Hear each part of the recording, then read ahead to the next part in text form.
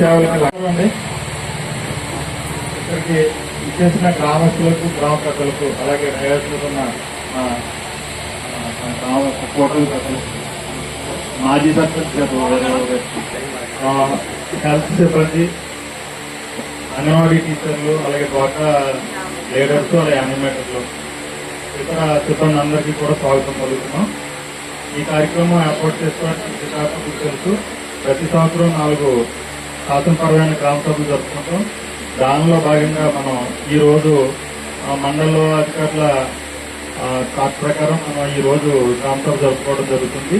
అలాగే రాష్ట్ర ప్రభుత్వం ప్రతిష్టాత్మకంగా ప్రవేశపెట్టిన స్వర్ణాంధ్ర, స్వచ్ఛాంధ్ర కార్యక్రమాలకు సంబంధించిన గ్రామ సభ కూడా అదొక సబ్జెక్ట్ ఉందండి. దీంట్లో ముందుగా మనం గ్రామ పంచాయతీకి సంబంధించిన గత సంవత్సరపు ఆదాయ వ్యయాలని మొదలుపెట్టుకున్నాం. తర్వాత స్వర్ణాంధ్ర, స్వచ్ఛాంధ్ర కార్యక్రమం గురించి కూడా మాట్లాడుతున్నాం.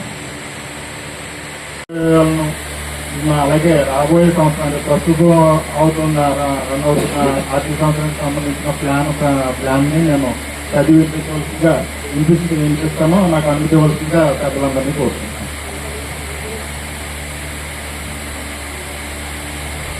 2024-25 గ్రామ పంచాయతీ యొక్క జమా ఖర్చు అంటే జమల కింద మనం ఇంటి పన్ను 80,20,000 రూపాయలు వసూలు చేయడం జరిగింది.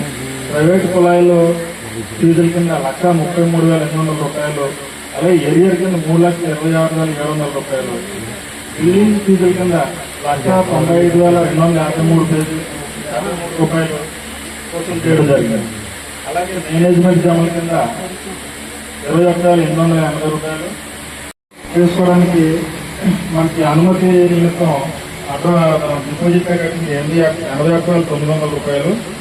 ఈవేస్టీఎల్ సంబంధించిన ఖర్చులు పర్మనెంట్ జీతాల సిబ్బంది జీతాలు 51,000, కాంట్రాక్ట్ పీడబ్ల్యూడీ ఆపరేటర్ సేవలు 1,50,950 రూపాయలు, 22,000 రూపాయలు, కాంట్రాక్ట్ స్వీపర్లు, కాంట్రాక్ట్ కార్ డ్రైవర్ సేవలు 1,70,000 ఆదేశాల ప్రకారం పంచాయతీ నుంచి 13%, జీతంలో 13% బియ్యం కింద, అలాగే ప్రభుత్వానికి కట్టింది 7,07,069 రూపాయలు. ఒక కాంట్రాక్టర్ తో సమానం. మీరు మున్సిపాలిటీ బళ్ళు చూస్తుంటారు, కాంట్రాక్టర్ అంటారు. అంటే ఒక డంపర్ బిల్లో తిప్పేస్తే దాన్ని చైన్స్ తో పైకైతే నాయకుడు మంచినీళ్ళు లేపిస్తున్నారు. ముందుగా వాళ్ళకి అన్నాను, మంచినీళ్ళు లేపిస్తాను.